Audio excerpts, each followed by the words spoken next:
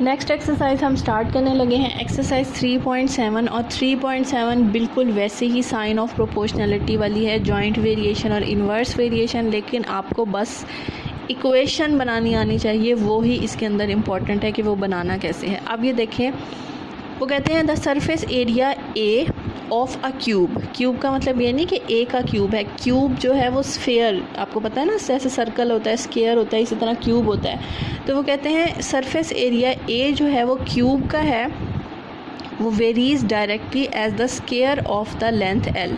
और वो कहते हैं उसकी जो लेंथ है ना वो स्क्वायर हो रही है, ठीक है। एक क्यूब है, उसका सरफेस एरिया ए से रिप्रेजेंट किया जा रहा है, फिर वो कहते हैं वो डायरेक्टली है उसके लेंथ के, और लेंथ जो है वो स्क्वायर में दी हुई है, तो हमने जो है उसे स्क्वायर बना देना है। तो आप इस तरह लिखेंगे ए, ठीक है, डायरेक्टली की जगह आपके पास साइन ऑफ प्रोपोर्शनैलिटी आ जाएगा और स्क्वायर ऑफ द लेंथ की जगह आ जाएगा एल का स्क्वायर, ठीक है जी। अब उन्होंने वैल्यूज़ दी हुई है, ए की वैल्यू जो है वो 20। सबसे पहले जो है, सॉरी मैं आपको बताना भूल गई, साइन ऑफ प्रोपोर्शनैलिटी को आप यहाँ से हटा दें, आपको पता है जी जब हटता है तो एल स्क्वायर आता है। अब वैल्यू पुट करते हैं। ए की वैल्यू उन्होंने दी हुई है 27 के एज इट इज़। उसके बाद वो कहते हैं एल जो है वो आपके पास 3 है, स्क्वायर आ गया।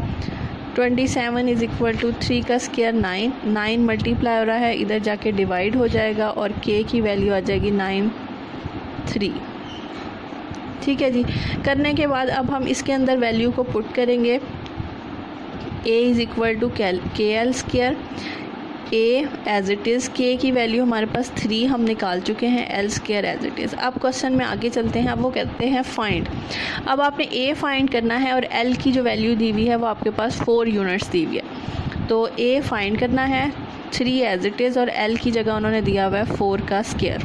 तो आप इसे कर लें, 4 4 ज़ा 16 और 16 3 ज़ार हमारे पास होता है 48, ठीक है। लेकिन इसमें ना आपने इनके यूनिट्स भी लिखने हैं। ये देखें यहाँ पे बहुत सारे उन्होंने यूनिट्स दिए हैं, तो आप ये देखें ए की वैल्यू निकली हुई है और ए का उन्होंने जो यूनिट दिया हुआ है वो स्क्वायर यूनिट है, तो आपने इसके आंसर के साथ लिख देना है स्क्वायर यूनिट, ठीक। अब आगे चलते हैं। अब उन्होंने कहा है अब आपने एल निकालना है और ए की वैल्यू दी हुई है, तो क्वेश्चन तो हमारा यही रहेगा। हम पहले इसे हाईलाइट कर देते हैं ताकि आपको याद रहे। अब चलते हैं, क्वेश्चन हमारा वही है, a is equal to K L square, ठीक है जी। a as it is, k की जगह 3 एल स्क्वायर। अब उन्होंने कहा है आपने l फाइंड करना है और a की जगह आपके पास 12 है, तो 12 हमने पुट कर दिया, 3 L square as it is, side पे कर रही हूँ मैं, ठीक है। 3 जो है वो मल्टीप्लाई हो रहा है, उधर जाके डिवाइड हो जाएगा।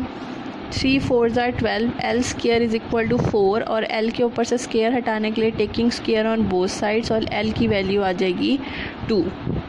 और आपको पता है एल का उन्होंने यूनिट लिखा हुआ है, तो आप इसके आंसर के साथ लिख देंगे unit.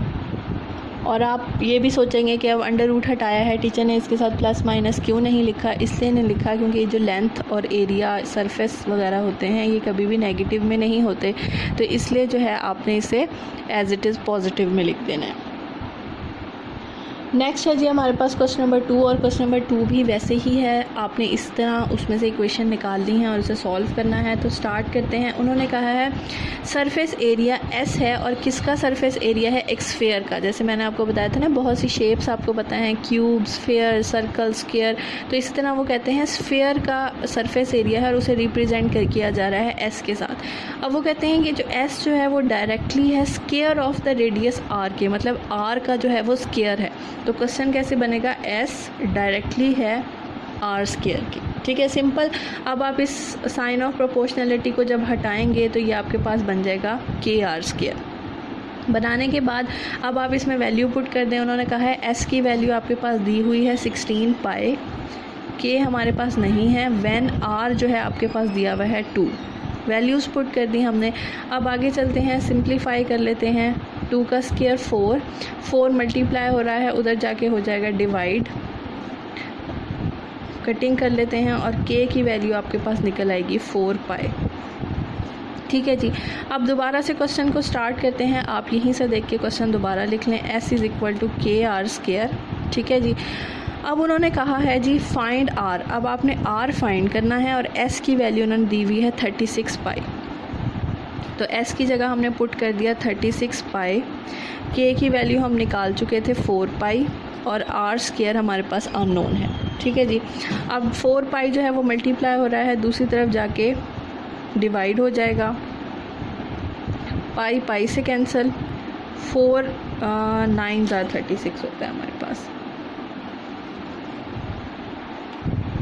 r square is equal to 9 बच जाएगा और स्क्वायर हटाने के लिए taking square root on both sides, तो r की वैल्यू आपके पास आ जाएगी 3।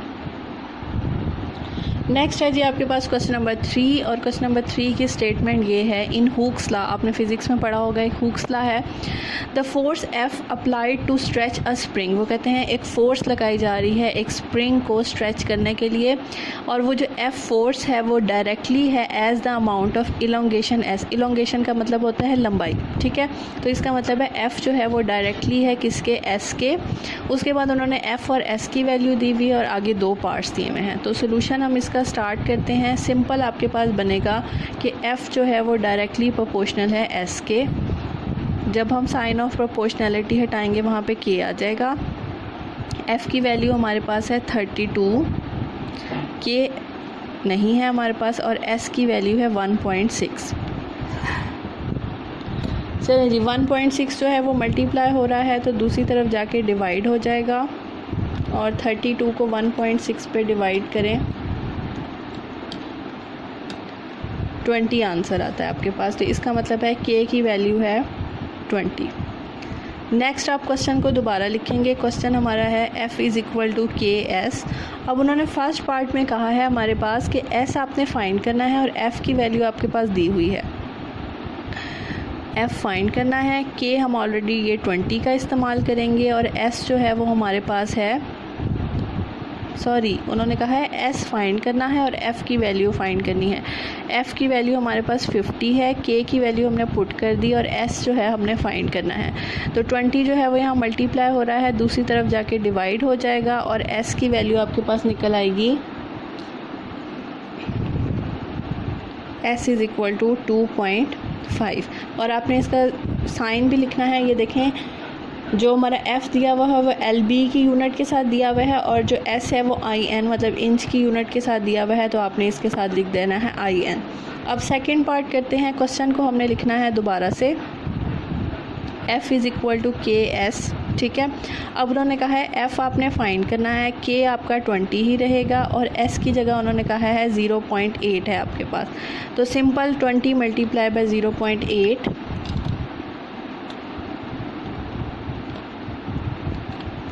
16 आंसर आ जाएगा। और आपके पास F की जो यूनिट दी हुई है वो दी हुई है LB। Simple.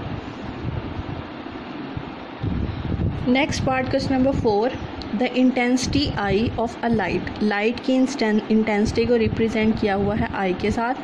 From a given source, वो कहते हैं एक सोर्स से जो है वो लाइट आ रही है, varies inversely as the square of the distance D from it.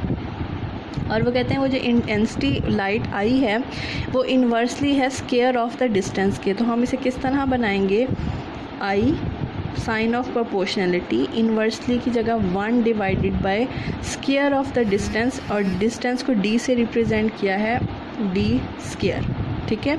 आई आ गया, इन्वर्सली हो गया, और डिस्टेंस d जो है उसका स्क्वायर हो गया, ठीक है जी। अब आपने साइन ऑफ प्रोपोर्शनैलिटी को यहाँ से हटा देना है, ये चेंज हो जाएगा K 1/d स्क्वायर में, ठीक है। अब वो कहते हैं इफ़ द इंटेंसिटी, मतलब इंटेंसिटी जो है वो I से रिप्रेजेंट हो रहा है। वो कहते हैं इंटेंसिटी आपके पास है 20 कैंडल पावर जो है वो इसका यूनिट है। तो I की जगह हमारे पास आ गया 20, K as it is at a distance, और डिस्टेंस D से रिप्रेजेंट किया जा रहा है, तो डिस्टेंस आपके पास है 12 फीट, 12 का स्क्वायर, ठीक है जी। इसे सिंप्लीफाई कर लेते हैं। K 12 का स्क्वायर आपके पास होता है 144, और 144 जो है वो उधर जाके मल्टीप्लाई हो जाएगा, और K की वैल्यू आपके पास निकल आएगी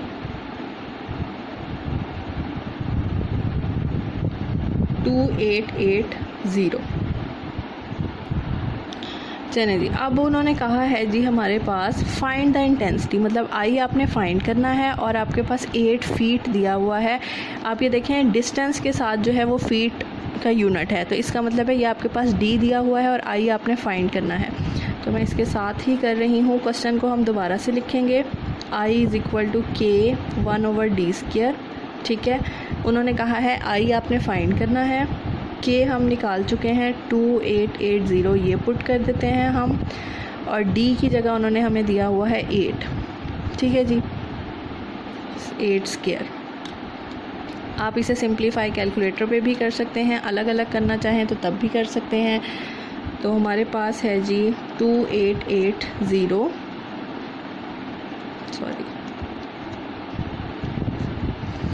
1/8²। तो आपका फाइनल आंसर आ जाएगा 45।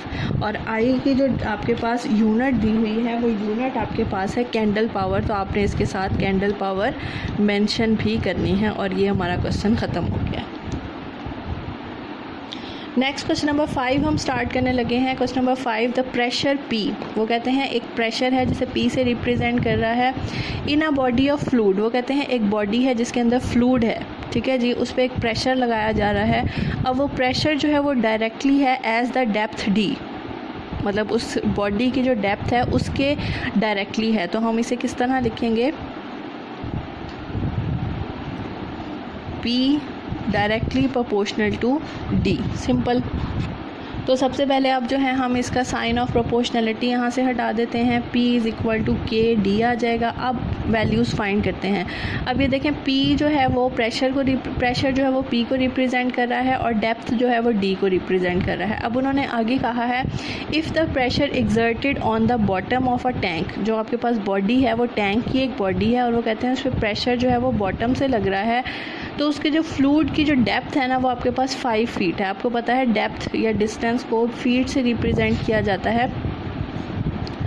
तो इसका मतलब ये है कि आपके पास ये D की वैल्यू है। उसके बाद उन्होंने कहा है इज़ 2.25 lb² इंच, और ये आपके पास प्रेशर की वैल्यू है।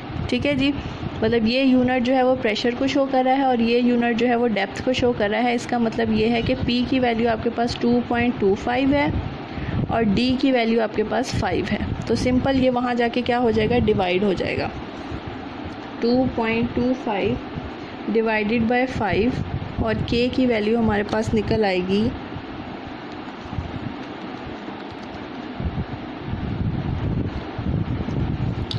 0.45।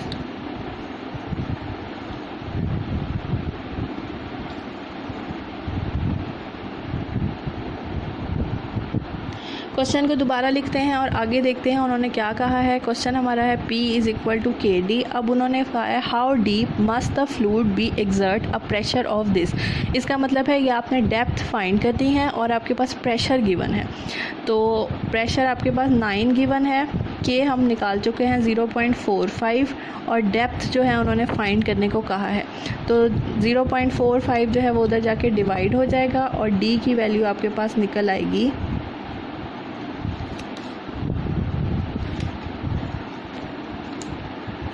9 डिवाइडेड बाय 0.45, D आ जाएगा आपके पास 20। और 20 मतलब कि आपने डेप्थ की जो यूनिट है वो भी आपने बतानी है। तो आपको पता है डेप्थ जो है वो फीट से रिप्रेजेंट किया जा रहा है, तो हम यहाँ इसके आगे लिख देंगे फीट।